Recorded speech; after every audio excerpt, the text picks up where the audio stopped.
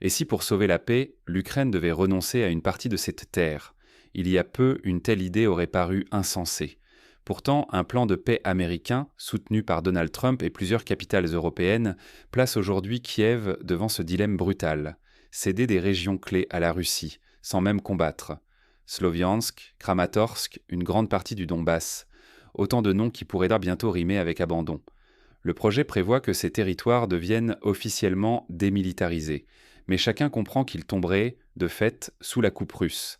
La carte de l'Europe de l'Est s'en trouverait bouleversée, et la paix ressemblerait plus à une reddition imposée qu'à un compromis. Les pressions s'intensifient sur le président Zelensky.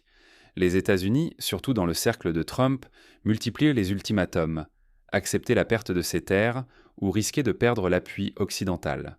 Plusieurs responsables américains l'affirment désormais ouvertement.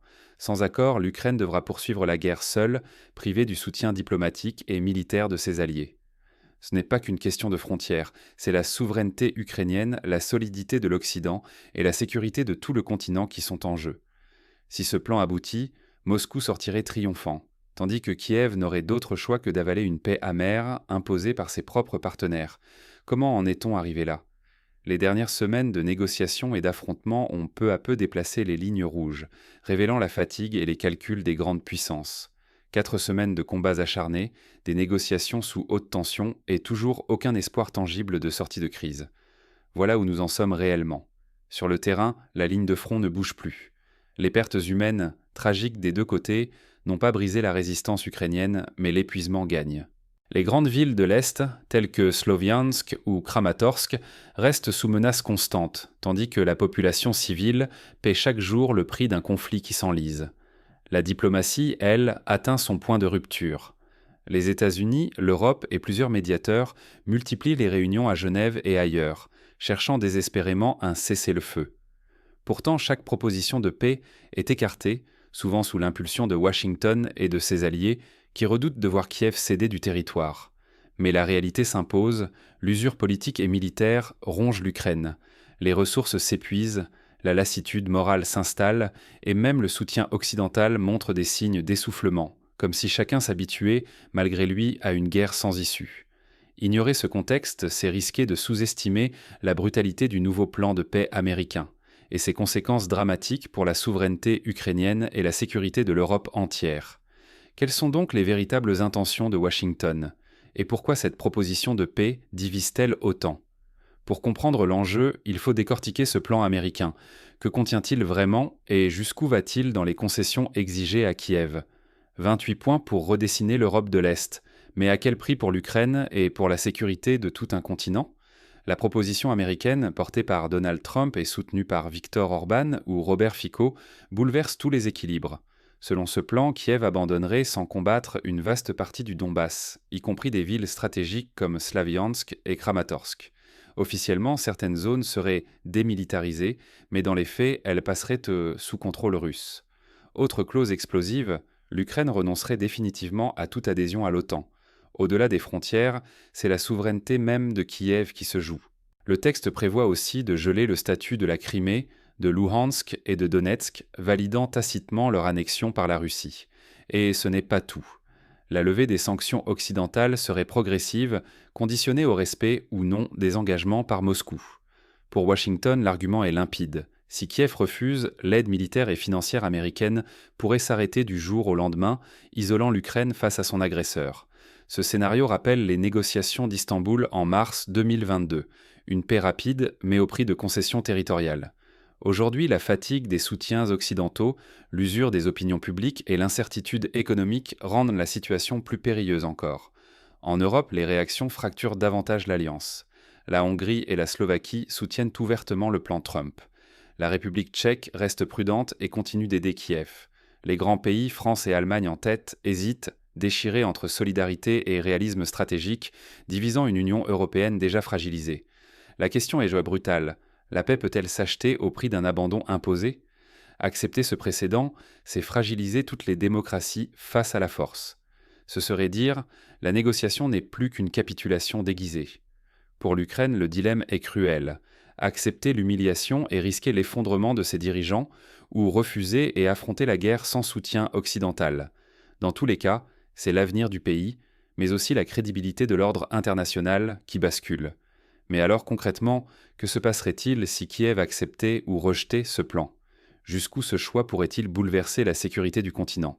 Entre soumission forcée et retour à l'escalade totale, l'Ukraine avance sur une crête vertigineuse. Son sort, mais aussi celui de l'Europe et de l'ordre mondial, se joue en ce moment même, au bord de la rupture. Si Kiev accepte le plan de paix imposé, la première conséquence serait la perte irrévocable de vastes territoires à l'est et au sud. D'antiques régions, des villes entières, basculeraient sous autorité russe sans un seul tir.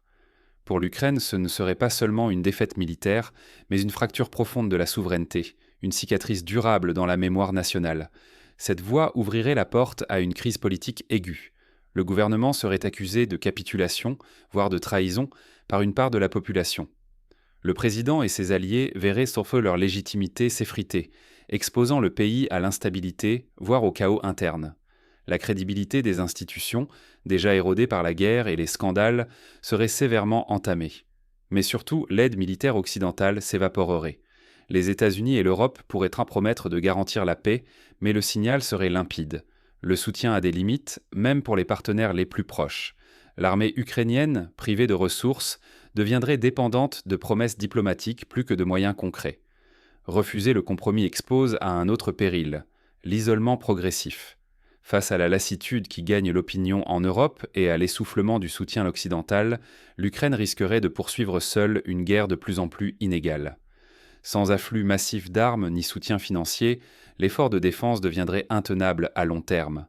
La poursuite des combats dans ce contexte accélérerait probablement l'effondrement du front. Les civils endurera des bombardements, coupures d'énergie, déplacements massifs, alors que l'espoir d'une victoire s'amenuiserait chaque jour. Pour l'Europe, les deux scénarios sont vertigineux. Une paix imposée par la force créerait un précédent dévastateur, qui pourra demain garantir l'inviolabilité des frontières face à une agression venue d'un État plus puissant. La crédibilité de l'OTAN vacillerait, instillant le doute dans chaque capitale, de la Baltique aux Balkans. En cas de refus et de poursuite de la guerre, l'Europe verrait se profiler un conflit gelé à ses portes, avec la menace permanente de débordement.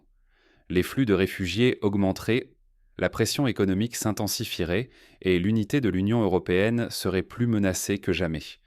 Déjà, les divisions internes se creusent. Les scandales de corruption alimentent la méfiance. Certains gouvernements européens questionnent la poursuite de l'aide, invoquant la fatigue de leurs citoyens et les difficultés économiques. Le front occidental n'a jamais semblé aussi fragile depuis le début de l'invasion. À l'échelle globale, chaque décision prise à Kiev lance un signal retentissant. Céder des territoires sous pression, c'est entériner l'idée que le droit international peut être négocié sous la menace.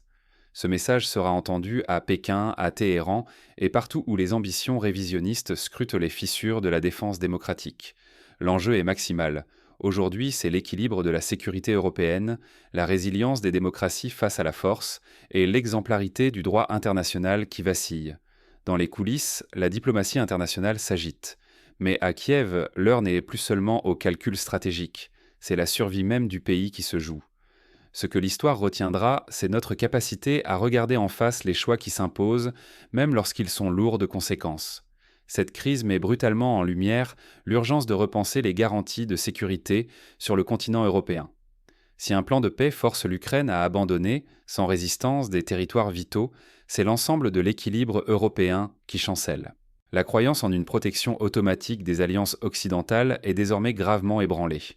Dans ce climat, la transparence des négociations et l'implication de l'opinion publique deviennent essentielles. Une paix imposée en coulisses risque d'installer une défiance durable, tant chez les Ukrainiens que parmi les Européens. Exiger des dirigeants qu'ils rendent des comptes n'est plus une option, mais une condition nécessaire à toute solution légitime. Face à la complexité, s'informer, déjouer la désinformation et refuser le fatalisme sont des actes de vigilance. Derrière chaque ligne sur une carte, il y a des vies, des identités, des choix qui pèsent bien plus que des équilibres géopolitiques abstraits. Soutenir une paix qui respecte la justice, sans sacrifier les principes fondamentaux à la réelle politique, c'est refuser d'abandonner les plus vulnérables. Ne pas tirer les leçons de cette crise, ce serait ouvrir la voie à de nouveaux abandons, toujours au détriment des plus faibles. Mais dans l'ombre des négociations, certains signaux montrent déjà que la pression monte. Les prochaines heures pourraient sceller le sort de toute une région. Accepter une paix à n'importe quel prix ou la refuser. Chacun doit faire entendre sa voix, car ce choix nous engage tous. Ce tournant dépasse le sort de l'Ukraine. C'est la capacité de nos sociétés à défendre la justice contre la force brute qui est en jeu. Faut-il céder des territoires sans résistance au nom d'une paix dictée ? Garder le silence, c'est laisser les puissants tracer seuls les frontières du monde. L'histoire l'a prouvé. L'indifférence, même confortable, finit toujours par coûter la liberté et la sécurité de tous. Les décisions d'aujourd'hui pèseront pour toute l'Europe, pour la crédibilité de nos alliances, pour l'équilibre du monde. Refuser la logique du moindre mal exige du courage, de l'information, de la vigilance citoyenne. S'informer, débattre, questionner nos dirigeants, ce sont des actes essentiels. La paix n'a de valeur que si elle ne sacrifie pas la justice et la dignité. Et vous ? Jusqu'où êtes-vous prêt à défendre vos valeurs ? L'avenir ne se bâtit pas dans l'ombre des compromis, mais dans la clarté de nos choix partagés.